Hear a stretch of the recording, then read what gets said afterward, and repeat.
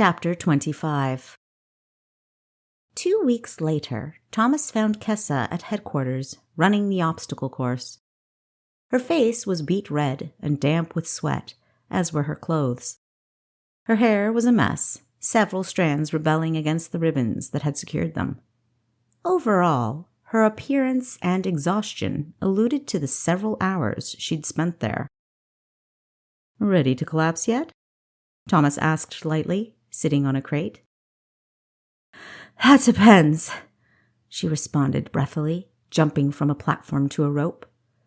Climbing down, she took a long drink of water, wiped her mouth off, and asked, "Are you offering a massage? Or some apple turnovers, at least?" Giving him a cheeky grin, she jogged over to the climbing wall. "Cute," Thomas said with a smirk. After watching her climb for a bit, he folded his arms, bracing himself for the response to his next question. "Did you enjoy the wedding?" Missing her handhold, Kessa flailed wildly, ere regaining her balance. She glowered at him, then continued to climb, replying, "The food was good." "I heard that the happy couple is back from their honeymoon and that you all went to Aquina." "Yep." "Rumor has it there was quite the adventure on the way home?" "Yep." "And how are things going at home?" A growl sounded from the climber. "That bad, eh?" Lifting herself somewhat shakily on top of the edge of the high beam, she sat there, glaring down at him, breathing heavily. "My sister's happy. What do you want, Thomas?" "Me? Nothing. But he wants to see you. Again." Torn between being flattered and put out, Kessa groaned. She'd sent him word of Amberle Lestroy's capture and imprisonment in Cyrene's dungeon. As Casyius wasn't known to show gratitude or even acknowledgement, she'd considered the matter closed. What more could he want? Meetings with the king weren't common, even among senior spies. She was an exception. And given her bizarre tug-of-war attraction to the king, she felt tickled by his attention. Conversely, his greed, cruelty, and brutality made her want as little to do with him as possible, especially after she'd heard Amberle's accusation. Thomas stood up, bound for his office, calling back, "Let me know when you're ready." Climbing down from her perch, Kessa felt fatigued. She wanted nothing more than to go home, crawl through her window, into her bed, and take a nap. However, when a king, even a usurpative, tyrannical one, was summoning you, that wasn't a viable option for a survivalist, or even just a smart person. Casyius would ultimately get his comeuppance, but not by her skipping his summons. Her legs trembling, she went to wash and change. Filling a bucket with clean water from the well, she carried it back to her room, her muscles objecting every step of the way. When she'd joined clandestine services, her superiors had provided her a private space at headquarters where she could change, bathe, and sleep. Aside from an uncomfortable cot, a washstand and basin, a small closet, and a candle holder, the room was bare. It wasn't a place Kessa stayed unless absolutely necessary, and lately she'd begun to feel like it was. Living in the same house with newlyweds, whose marriage she'd opposed, wasn't proving easy. Then again, what had she expected? Her new brother-in-law was not uncivil, or a nuisance even. In fact, she rarely saw him, never mind interacted with him. It was just that she didn't trust him, or like him, and that made living with him hard. Though she had to admit, if begrudgingly, he treated her sister like a queen, and that was a good thing. Kessa winced each time she sponged herself off with the icy cold water. Usually she took the time to heat the water, but the king was waiting. Washed and dried off, she slipped into a green, mid-thigh length tunic and buckled a thick black belt at her waist. Then she pulled on black tights and knee boots. She brushed her hair and double-braided it. Pouring the dirty bath-water out her window, Kessa put the bucket down next to the washstand and went to knock on Thomas's door. Before her knuckles reached wood, Thomas pulled his door open. "Let's go, kitty cat." Thomas might as well have been riding a horse for how quickly he walked to the castle's secret entrance. Since his legs were longer than hers, Kessa had to triple her pace to keep up, a demanding feat for her already exhausted muscles. Donning their hoods, they marched straight to the throne room, where they found Casyius slouched in the throne, one leg casually draped over the arm, and swinging with an air of impatience. They removed their hoods and bowed their heads. "Kitten," he exclaimed, jumping to his feet. "You're here, finally." "Forgive me for keeping you waiting, Your Highness," Kessa curtsied. In hindsight, she probably should have skipped bathing. The thought of an audience with the king saturated in sweat hadn't appealed to her, though. She doubted it would have appealed to him either. Stinky or late, she couldn't win. A fact most people had come to terms with when it came to Casyius. His high-pitched chortle was unsettling. "I won't," he replied to her plea for forgiveness in his silkiest voice, while combing a hand through his equally silky hair. "But punitive measures later. How are you at mud wrestling?" If the crumpling of Kessa's brow wasn't enough indication of her bewilderment, then her astonished, "Pardon, Your Majesty?" certainly was. Even Thomas unfolded his arms, his mouth slightly open. "Renanon's annual Mud Mania is 2.5 months from now. It's a 2-week event where women participate in a variety of mud-associated competitions. It's huge. I'm surprised it hasn't caught on here or in Copperund. Don't know what they're missing. The thrill of watching slippery, filthy females pounding each other's faces into the dirt. There's nothing like it." Wary of where this was going, Kessa cast Thomas a dubious glance. "I've attended each and every Mud Mania," Casyius continued, pacing back and forth in front of the throne. "A fact well known throughout the 3 kingdoms. It presents opportunities for my enemies to strike. Outside threats aside, I worry about the wrestlers themselves. They are young, idealistic, and in most cases financially dependent on others. They're excellent recruitment targets for insurgent groups.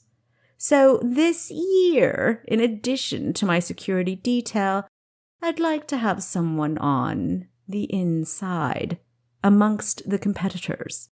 That way, if there's even a whisper of dissent, I will hear of it." His oceanic blue eyes zeroed in on her and held her momentarily spellbound. "From you, Kitten?" "Sire," Kessa piped up in dismay, "forgive me, but the limelight of such an event, wouldn't taking part in such a renowned competition tarnish my—" She paused to consider her next words. She was going to say career, but a narcissist like Casyius wouldn't appreciate self-serving concern, especially when it came at his expense. "My ability to spy for you in the future." The king swirled his hand in a careless gesture. "Take precautions. You have 2 months and a bit to prepare." Just then, Dr. Finesse, the doctor who'd treated Kessa after her 2-week stint of torture, strode into the room. Her pink mane was caught up in a high ponytail, which swung when she walked. Even with her less than average height, Finesse was commanding, dressed in a white blouse with a skirted bodice that was the color of her hair, black tights, and fur-trimmed boots. After a deep curtsy for the king, her pensive, flamingo-pink eyes scrutinized the young blonde with avid interest. Barely acknowledging the doctor's formality, Casyius said, "Previous to obtaining her medical degree, Charlo Finesse dominated the annual event. 3 years in a row she was crowned the Mistress of Mud." Kessa failed to stifle a chuckle when the king proclaimed the title, and the reluctant pride on his face as he said it only made it harder not to laugh out loud. When his indignant glare fell on her, Kessa tried to salvage the situation by joking, "I suppose Monarch of Mud was voted out as title?" Without missing a beat, Charlo replied, "You have to win 4 years in a row for that." Kessa almost laughed again, but faltered upon seeing the doctor's deadpan expression, which made it impossible to tell if she was being serious or not. Whisking a hand through his midnight blue hair, Casyius continued as though the exchange between the two ladies hadn't happened. "Obviously, she is best suited to help you prepare for this task, so I've ordered her to. She will coach you and accompany you to Renanin." The moment of silence that followed Casyius's statement fanned the flames of Kessa's resistance. She didn't want this assignment. Her mud wrestling? What a preposterous proposition. An impertinent question patently written across her face, she glanced at Thomas. Reading her mind and guessing the negative outcome of her inquiry, he surreptitiously shook his head in warning. The tension in the room grew as Kessa opened her mouth, closed it, and then opened it again. Her voice box just started to vibrate when the king flew over, grasping her jaw in his well-manicured fingers.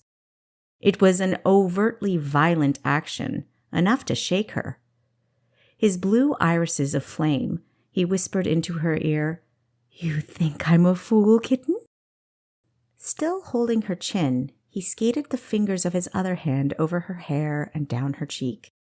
His face very close to hers, he said, "I do love your claws, but careful, Kitty. Curiosity killed the cat, you know." Releasing her, he kicked her knees from under her. Kessa fell on all fours. Casyius bent over exaggeratedly until he made eye contact with her. "I like this position." He whirled around dramatically. "Forget the curtsy. From now on, Kitten, this is how you'll greet me." Flattening his hand, he demonstrated where he wanted her by pumping it toward the floor. Then, cupping his ear, he said, "I'm sorry, I didn't hear you." "Yes, Your Majesty." Seeing his menacing form drawing closer, Kessa hurriedly amended her tone and stated, "Whatever you wish, Your Highness." Casyius pawed his chin a couple of times and repeated, "Whatever I wish." He smiled. "Indeed. Now, I'm sure you won't forget that, will you, Kitten?" Grabbing her braid, he coaxed her to stand up. He strode over to the throne and sat down, confident that the 17-year-old would never dare question his judgment again. "She's too old," he said matter-of-factly, "to answer the question that was on the tip of your tongue. Why don't I just assign the Mistress of Mud to the task? Contestants can't be over 25, and Charlo is older than that. Your tender age of 17 gives us plenty of wiggle room, Kitten. hence why I have assigned you and not her." A cool silence ruled the next couple of moments, and then Casyius flicked his fingers dismissively at the girls. "Why are you still here? I'm finished with you. Leave." He sat straight up and leaned forward to emphasize his following caution. "Don't fail me. If anything should ruin my enjoyment of Mudmania, you'll feel the full extent of my wrath. Thomas, stay. I wish to speak to you." Charlo led the way out of the throne room and down the corridor. Kessa trailed her silently, a mixture of emotions battling within. "I had no idea the king was so fond of you," Charlo remarked after a bit. Kessa was surprised by her observation. This latest interaction with the usurper certainly hadn't left an impression of affection on her. The doctor looked at her knowingly. "His bark is nowhere near as bad as his bite. Trust me." "Well, you know." She referenced Kessa's torture. "You seem to be on his good side. Try and stay there." She changed the subject. "Have you any experience wrestling?" "Some," Kessa answered, thinking of the times she'd wrestled with Pantheus or Equestria. That had all been horsing around. The grappling she'd done during her training as a spy was really all she had to fall back on. "Experience is good, but throw mud into the mix, and it's a whole different game," Charlo commented, her ponytail swinging with her fervor. Kessa bit her lip against telling the doctor just what she thought of mud wrestling and this assignment. She'd save that tirade for Thomas. A rehearsal of just what she planned to say was firing through her brain when the doctor stopped so suddenly that Kessa nearly collided with her. Curiously, she looked down at the older woman, a circumstance she wasn't used to, as everyone else in her acquaintance, other than Quinn, was taller than her. The doctor took hold of Kessa's arms, assessing the size of her muscles. "Well, at least you've been exercising regularly. But don't think that'll give you an edge. Most of the girls in this competition have been preparing all year, if not all their lives." Kessa's jaw clenched at the absurdity of the situation. When she'd started training with Thomas, she'd never imagined herself sludge-slinging at the behest of a tyrant. And she certainly wasn't anticipating any accolades. "I'm not going there to win, Doctor. I just need to keep my ear to the ground." "It won't hear very well if it's full of mud. Besides, you won't find out anything if you lose early on. Once you're defeated, you become a mere spectator." "With only a month and a handful of days to prepare, it doesn't seem like I'll have many other options." Charlo's eyes glowed like pink jewels in sunlight. "You have the versatility of a spy, Cat. You don't mind if I call you Cat, do you?" Kessa shook her head, not caring about much of anything just then. "And if you're anywhere near as talented as Thomas seems to think, you'll do fine. Just know you have your work cut out for you." "Acknowledged. When and where do we start?" "Here. Now." Her ponytail swaying, Charlo walked down the hallway to her office. Unlocking the door, she gestured for her companion to wait. A couple moments later, she emerged in a pink garment unlike anything Kessa had ever seen before. A neck-high, sleeveless, skirted bodysuit with a reinforced bodice. "This is my mud wrestling costume," Finesse explained. "Feel the material. Do you like it? It's comfortable, light, and versatile, but strong enough to protect your essentials. Best of all, it's easy to clean and dries quickly. It's produced only in Renanin. It's called Rhinon. I've ordered some for you. Before you leave today, visit the seamstresses. Once they get your measurements, they'll make you one of your own. A couple, actually. You'll need a couple because they get pretty dirty. I'm just glad I don't have to wrestle naked. Finesse winked.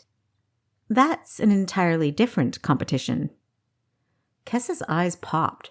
You're not serious.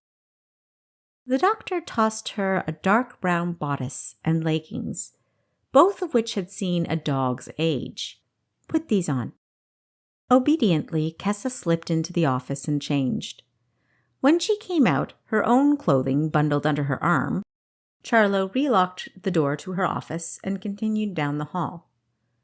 She led Kessa beyond the luxurious room with arched windows, down the spiral staircase, and along the hallway of doors that haunted Kessa's nightmares.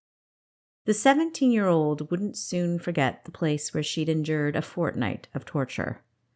Finesse must have sensed her growing unease because she turned and ordered her to relax. They reached a double set of doors that opened onto a grassy courtyard, dotted with apple and pear trees. Along the enclosure of stone walls were rows of raspberry, blackberry, and currant bushes. A garden shed stood out against the blue sky, but a stream with a wide, muddy shoreline was what attracted Kessa's attention. Good eye, cat. Take off your shoes and leave your clothes here.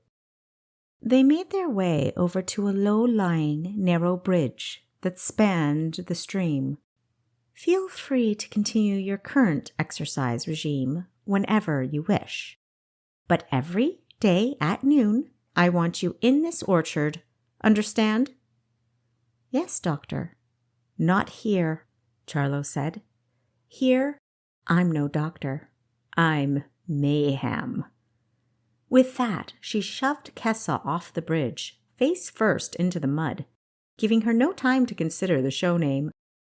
Mayhem jumped in after, splatting the thick ooze every which way. The shock of going from standing to lying face down, from dry and clean to wet and dirty, didn't affect the blonde for long, nor did her sore muscles or fatigue. Gathering her wits, she swung a leg and caught Mayhem off balance, bringing her to her knees much like Casyius had done to her earlier. Mayhem laughed. All right, little girl, let's see what you got. Thomas, a jovial smirk on his face, unfolded his arms as Kessa, her mud-plastered pants hiding trembling legs, trudged her way back to the bridge where he stood. He'd arrived several minutes after the girls had plunged into the muck, and had distinctly enjoyed witnessing the ensuing brouhaha. As Kessa scraped mud from her face and hair and flung it back into the mire, Thomas peered round. Easily guessing what was on his mind, Kessa indicated Charlo bathing in the stream. His unflinching focus on the doctor as she exited the stream, rivulets of muddy water running down her skin, her tight costume made even tighter by its wet state, made Kessa take a second glance, wondering if she'd missed something important. Well, doctor? He asked, finally blinking. Wringing out her ponytail, the mistress of mud casually advised, Practice, practice, practice. Imparting a cryptic glance at Thomas, she instructed, Wash up, cat. You can change in the shed. Leave your costume hanging in there, so you'll have it for tomorrow. Once you're finished, meet us in my office. Kessa didn't like washing at a beach, stream, or river without her shoes within reach. She liked to put on her shoes immediately after exiting the water, so her feet wouldn't get dirty again. She'd rather have wet shoes than gritty ones. Deciding to get her shoes and clothing now, she trailed Finesse and Thomas unbeknownst to them. She overheard the doctor confide, You know, Thomas, if she weren't already a spy, I'd suggest she take up mud wrestling professionally. She's got great instincts. I've rarely seen a novice with such potential." Obviously, she wasn't supposed to hear that, and Kessa, even though she was brimming with excitement, promised herself she wouldn't let the praise go to her head. She'd have to work twice as hard now. Finished bathing, Kessa dressed and made her way to the doctor's office. Lifting her hand to knock, Thomas opened the door before her knuckles contacted the wood. Kessa made a face, wondering how he seemed to be able to anticipate her arrival so precisely. Thomas took his leave, a strange timbre in his voice when he said, "Until later, Dr. Finesse." It was then that Kessa noticed that the doctor's cheeks were the same shade as her pink hair. Nodding curtly, Charlo instructed, "Go and see the seamstress's cat." Kessa concurred, squeezing her lips together to keep a grin from spreading.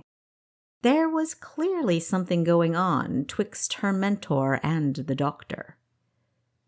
"Thank you, Mayhem. See you tomorrow," Kessa smiled. Charlo smiled back, and with a final peek at Thomas, she shut her door. Kessa immediately turned to her mentor with a perceptive grin and hummed. Ignoring her, Thomas asked what she thought about her assignment. Forgetting all about the romantic intrigue, Kessa practically skipped toward their destination, gushing like an uncorked geyser about how fun mud wrestling was and how excited she was to go to the competition. It was an entirely different spiel than the one she'd planned a couple hours earlier.